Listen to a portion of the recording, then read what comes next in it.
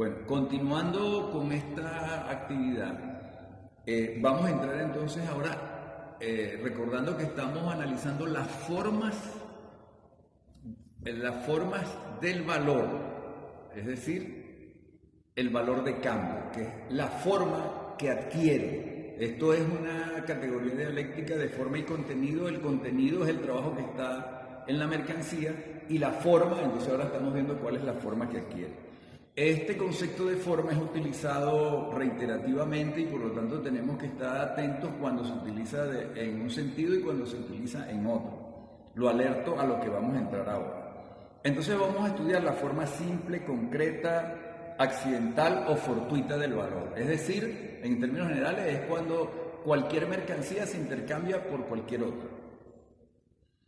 Bueno, nos dice un ejemplo y empezamos a estudiar aquí algo que es muy importante, que se denomina los dos polos de la expresión de valor, la forma relativa del valor y la forma equivalencial. Para poder expresar el valor, se necesita que una mercancía A tenga una contraparte que la refleja a ella, porque yo no estoy viendo directamente el valor.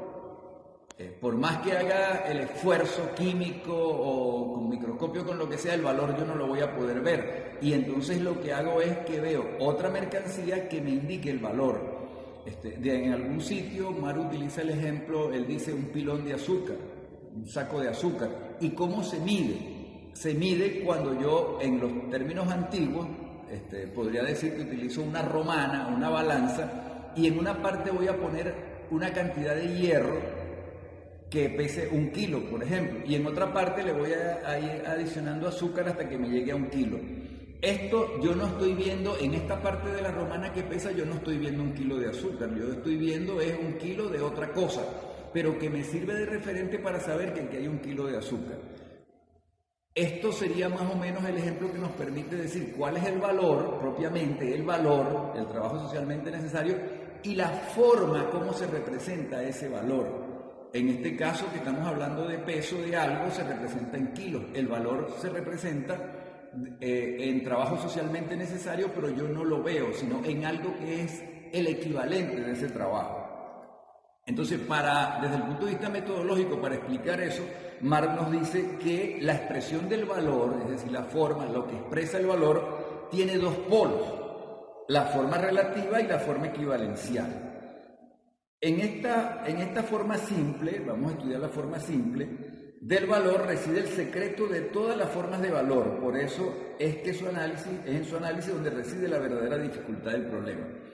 Reconoce Marx, insisto, en la dificultad del problema, porque estamos analizando algo que costó a los más grandes filósofos y economistas del mundo siglos y siglos y todavía no podían desentrañar lo que Marx llegó a desentrañar, que al final las cosas se cambian es tomando en cuenta algo que no es visible, pero que es concreto, que es el trabajo socialmente necesario que ellas contienen. Esto costó mucho y ciertamente la sociedad nos los oculta. Y entonces de allí una de las complejidades de este proceso de estudio que estamos desarrollando.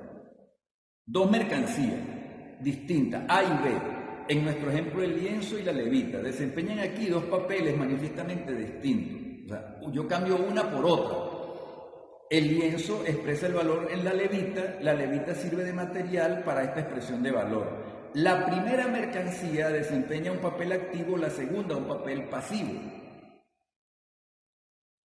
La forma relativa del valor, y aquí volvemos a utilizar la categoría forma, que sería uno de los polos, podríamos tal vez decir el polo, la forma relativa del valor y la forma equivalencial son dos aspectos de la misma relación. Aspectos inseparables y que se condicionan mutuamente, pero también a la par dos extremos opuestos y antagónicos de los dos polos de la misma expresión de valor.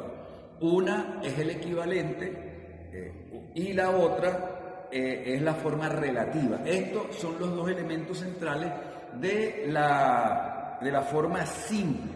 O sea, es decir, tiene una forma relativa y tiene una forma equivalente o equivalencial. Yo tengo aquí la cantidad de valor como objeto concreto, como hecho concreto, y aquí tengo la expresión de eso, la expresión, lo que yo veo, lo que me permite que no puede ser la misma mercancía, sino que tiene que ser otra mercancía que me sirve de referencia.